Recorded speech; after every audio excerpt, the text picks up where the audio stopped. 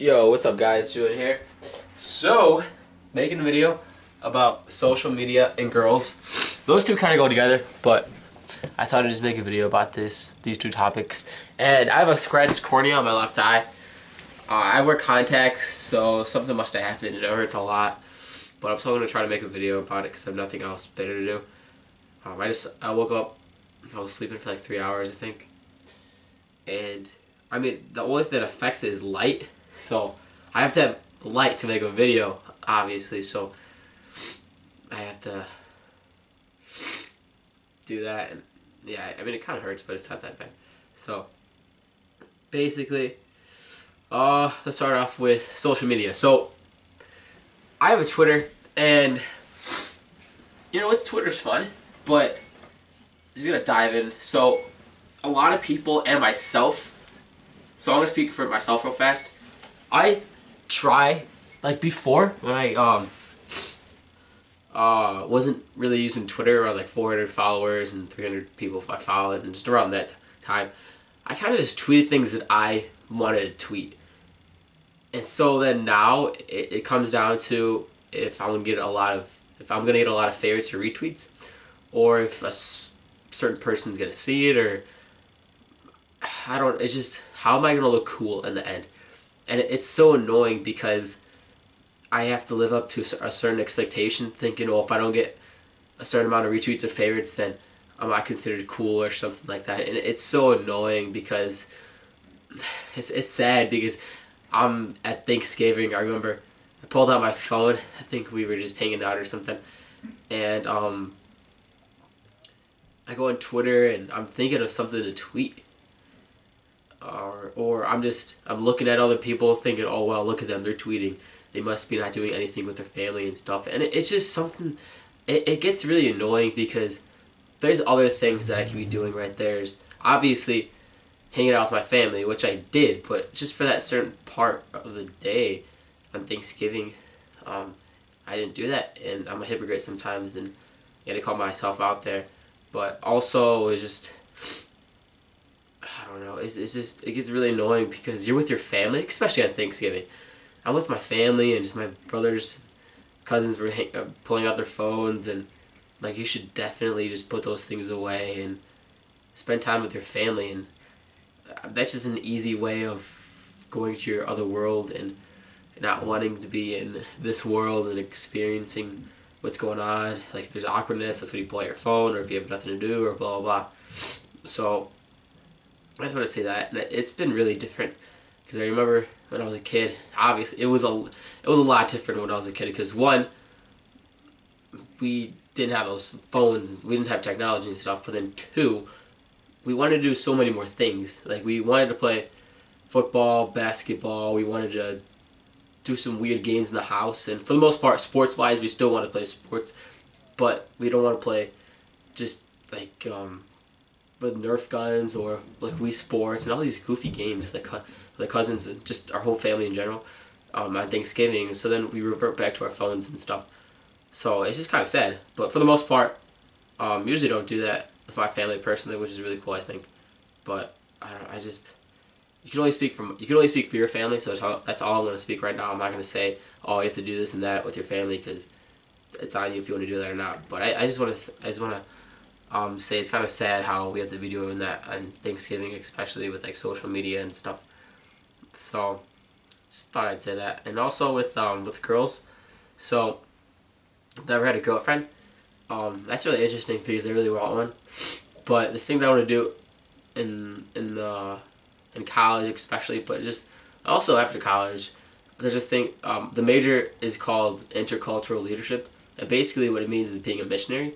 And what a missionary is just going around the world and spreading the gospel about Christ and having fun. I think that's going to be so much fun. So, but you can be a missionary doing anything. I'm not saying you can only be a missionary doing a missionary work. I don't know. What I'm saying is you can be a missionary being a dentist. You can be a missionary being a salesperson. You can be a missionary by doing sports broadcasting. Anything. So it doesn't matter what you do, as long as you just incorporate Christ and just let God work through you right there. That's all that matters. because in the end you're just gonna give the glory to God, and He'll work things out. Like maybe if it's just you helping somebody out and them saying, "Oh wow, thanks," and you saying, "Oh wow, no problem," but it's just God doing everything right there, and they're like, "Oh wow, that's something's different about you," and then you're like, "Oh well, yeah," and then dive in right there. So there's a lot of unique ways that God works in people's lives and in my life, and I think that's really, really cool. So, but oh yeah, sorry, on topic. So yeah, with that, I want to be a missionary. So then, it's gonna be interesting because I'm a senior now, and like it's just if I want to marry a girl, we have to be on the same page. Like it'd be really cool to be on the same page, because then we could be knowing what we want to do in our lives, and her having a relationship with Christ, that would help out so much. And a lot of people think, oh well, you have to marry a girl who's a Christian. It doesn't say it in the Bible, but if you don't, like if you marry a girl who is not a Christ follower, who has not accepted Jesus Christ, then it's going to be a lot harder being on the same page with her, because you guys have two different things that you have in common, or two different beliefs, kind of. So even if she respects the fact that you have a relationship with Christ, it's the same thing from like being an atheist. Like you're either a Christ follower or you aren't. There's no in between. There's no like high and low of, oh, this is how much you love God and stuff. So it's not a competition. It's just whether you have accepted Christ or not. So that's gonna be hard regardless if they're an atheist or if they have a different belief or they just don't have any beliefs or whatever. So I mean, obviously if she's an atheist, I guess it's gonna be quote unquote harder, but it's all the same thing. So that's that. And so yeah, I mean, I've never had a girlfriend, but I do want one. And, I mean, I've had a lot of chances, but, like, things just don't work out. And in the end, I'm really glad they don't work out, because I'm finally, I think a couple months now, since then, I've finally understood that God is just preparing a girl for me. And that sounds really weird, because it sounds like I'm getting a set marriage or something, but honestly, I'm starting to believe that, because I've had so many chances of, one, hooking up with a girl, two, having a girlfriend, and then just like three, having a thing with a girl, and just all these things that don't work out have finally made me understand that like, God doesn't want me to date them, or God doesn't want me, He doesn't want that to allow, does not want to allow that to happen.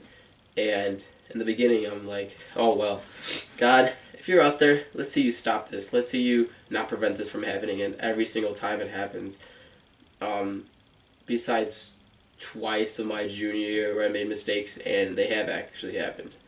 And from the second time, I have learned from that, and especially from the first time as well. So, for the most part, God's just, like, both those two times have made me understand what I did as a mistake. So I'm not saying what I did was okay, because it was not. Was it fun? Yeah, it was fun, but I made a mistake, and I learned from that. Obviously, ever since I haven't done it again, but I've had chances. But it's just God, because I remember yesterday, I actually did have a chance, and that's just God right there, not allowing that to happen. It's so weird, but it's so cool, because I remember beforehand, I'm like, God, I'm sorry, like, there's no motivation for holding me back to not do this. It's so easy, because I guess the girl was quote unquote easy. That sounds really bad. I'm just letting you know right now. So, I was like, God, you know what?